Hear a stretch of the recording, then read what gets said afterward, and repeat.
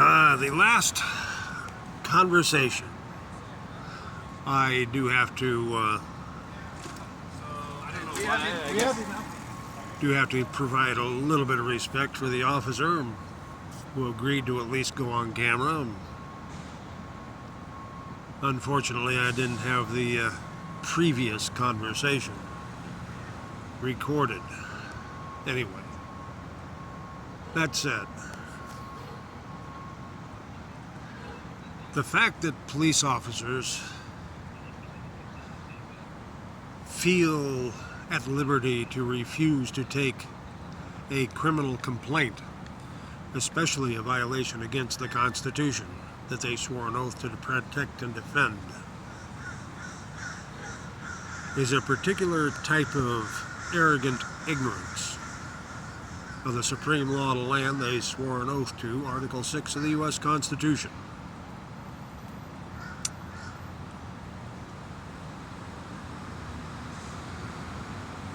They speak of their jurisdiction.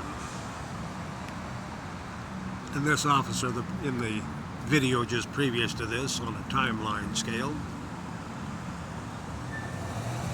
is not the only officer that has expressed that, but he is the one that was willing to do so on camera. He says his jurisdiction is the Metro Transit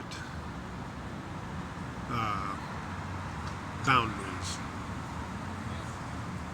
But he could stop, ticket and or arrest somebody committing a crime outside of that particular jurisdiction. But he can't write a police report about a criminal activity outside of that political jurisdiction. Selective police involvement. Basically what he is saying, and I'm not trying to put words in his mouth, but it certainly seems that what he is saying is that his job is whatever he wants it to be. If it's in his jurisdiction, he supposedly has to take care of it. If it's outside of his jurisdiction, he doesn't have to do it. And I'm beating a dead horse.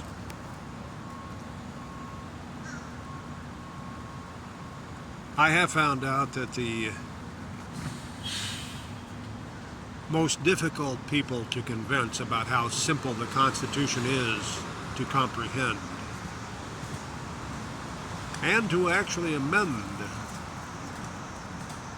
legitimately are those people who spent very good money on a very bad education that doesn't even teach United States American civics, United States American political justice or criminal justice, political science, or law. And if you think I'm a little bit lunatic, I'll give you a brief history of law, criminal justice, civics, whatever you want to call it, political science in these United States of America. July 4, 1776, with the unanimous declaration of the United States of America. At the time, only 13 states in the United States. It talks about the acts of tyranny being that of depriving us, in many cases, of the benefits of trial by jury. Then, the Constitution of the United States of America eventually replaces the Constitution of the Articles of Confederation. Yes, it too was a constitution. And yes, there were also presidents of the United States of America under that Constitution as well. Before George Washington, just so that we're clear.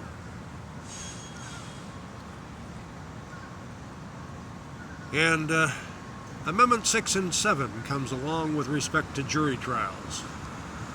6 clarifies or alters the content of Article 3 just a little bit with regard to in all criminal prosecutions, etc. Amendment 6 says, in all criminal prosecutions, the accused shall enjoy their right to a speedy public trial by an impartial jury, which means no matter how petty the criminal offense, no matter how common law the criminal offense is, it must be tried under Amendment 6 with a jury trial. The word shall, when you go through the list of definitions and possibilities, means must. This is one of the very few rights that we the people as a society have waived. In any criminal prosecution, we do not have the right to waive trial by jury, and the government has absolutely no authority to try any criminal prosecution, no matter how petty it is, with a judge deciding the verdict. The second aspect of juries is Amendment 7. This is where the petty part comes in, which establishes that value at $20 or less. If I'm getting the actual, accurate denomination correct. Anything under that listed value in Amendment 7 will be tried by a judge. Anything over that, even by 1 penny, regardless of inflation, anything over that $20 value, $20 and 1 penny, even today, because it has not been amended again, any party requesting trial by jury, that case must be tried by a jury. Jury demandable.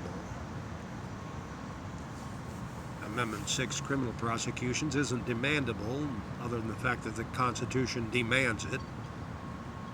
No one can waive it or prohibit it. Proof.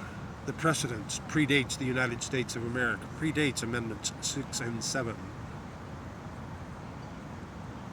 And then they continue using bad decisions after that fact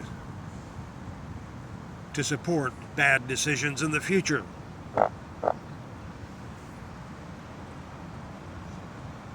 Tells you what I think of that.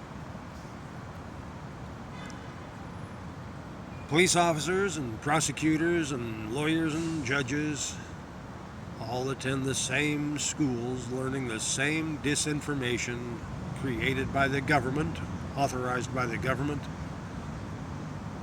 to not hold the government accountable.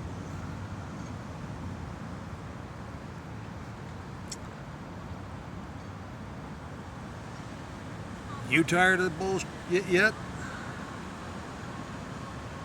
We have it within our authority, according to the unanimous declaration, to alter, to abolish, and to throw off the forms of government that no longer work for the equal security of our rights. The alter, abolish, and throw off. These may be little incremental steps if we had kept doing it from 1776, but we haven't. Or they could be massive or major steps like rewriting an entire constitution, which I have already done. It does need to be edited and proofread and grammar and spell checked, because my eyes only see so much after having gone over it several hundred times in the past several decades.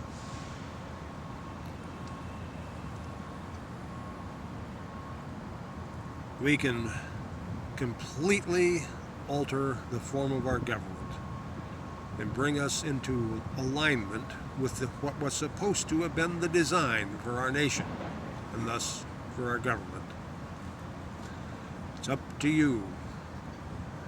If you notice my videos from 2007, there should be a few of them on YouTube maybe.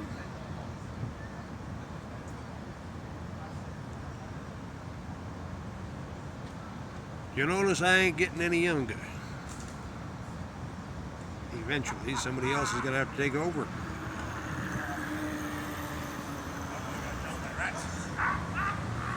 That's up to y'all.